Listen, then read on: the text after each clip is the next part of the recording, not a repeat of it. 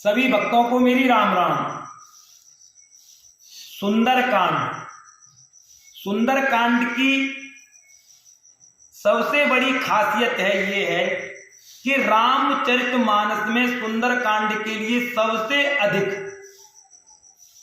मान्यता प्राप्त है। यानी कि सुंदरकांड के लिए यहां मान्यता इसलिए दी गई है भगवान शिव की कृपा से कि यहां संकट मोचन हनुमान जी का यहां बड़े बड़े संकटों से उभार कर उन्होंने यहां समस्याओं का हल निकाला है अपनी बुद्धि से हनुमान जी ने।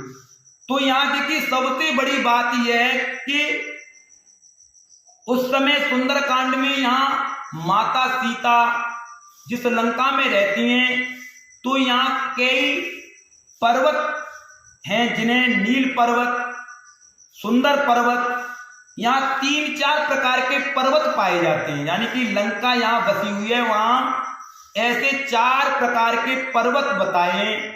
वहां सुंदर पर्वत भी जहां सीता रहती है वहां सुंदर पर्वत कहा जाता है, यहाँ अशोक वाटिका जिसे कहते हैं।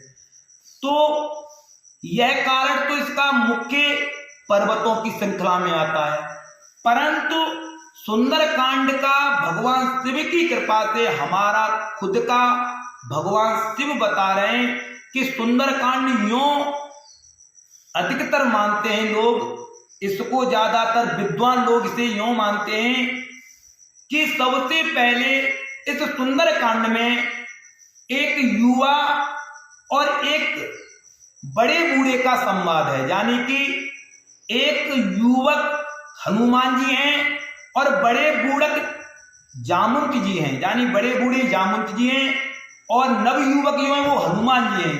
तो यहाँ शुरुआत में जब सुंदरकांड आरंभ होता है तो पहली चौपाई बता रही है, जामंती के बचन सुहाए, सुन हनुमंत हृदय अति भाई, तब लागी मोहि पर कहूं तुम भाई, सही दुख कंदमूल फल खाई, जामंती के बचन सुहाए। यानी कि यहाँ जामंत के हनुमान जी ने जामंत जी से यानी कि बड़े बूढ़ों से आज्ञा ली है और उनकी बात को माना है।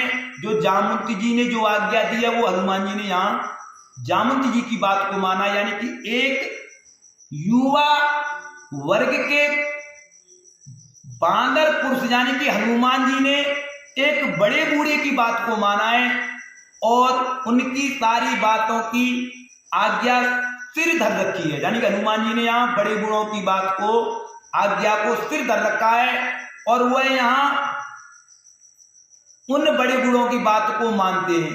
तो सुंदरकांड की सबसे बड़ी बात यह रहती है कि यहाँ बड़े बूढ़ों के लिए सुंदरकांड में बात शुरुआत बड़े बूढ़े और नवयुवक की होती है और जो समाप्ति भी होती है सुंदरकांड की वह एक बड़े बूढ़े पर जाकर होती है। यानी कि बड़ा बूढ़ा कौन है? समुद्र देवता जी। यानी कि श्री रामचंद्र जी नवयुवक हैं और समुद्र देवता बड़े बूढ़े हैं।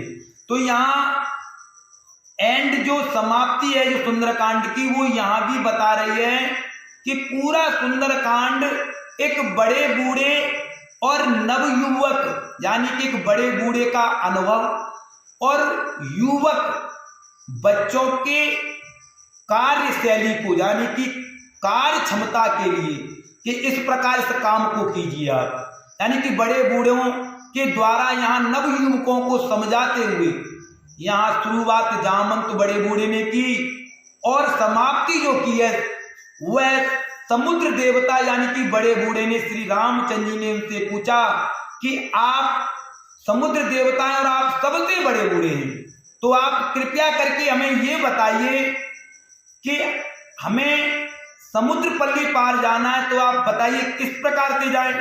तब समुद्र देवता ने अपना अनुभव बताया और कहा कि नल और नील दो आपके सेना में 2 बांदर हैं, उनके लिए मुनियों ने वरदान दिया था छोटेपन पर, जब लड़कपन था, बच्चापन था नल नील के लिए, कि वो किसी भी पर्वत को उखाड़ कर अगर पानी में फेंक देंगे, प्रभु आपकी कृपा से वह पहाड़ भी तैरेगा, यानी कि पानी की सतह पर ऊपर ही रहेगा।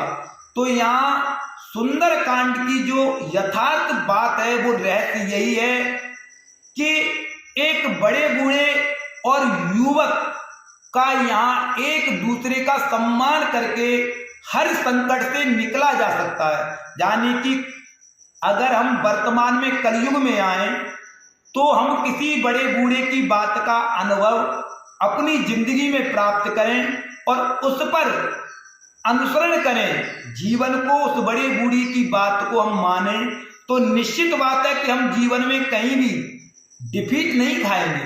तो सुंदरकांड भी हमें यही शिक्षा देता है कि बड़े बूढ़ों की बात को नवयुवकों को मानना चाहिए। जय श्री राम, जय मां सीते, जय हनुमान।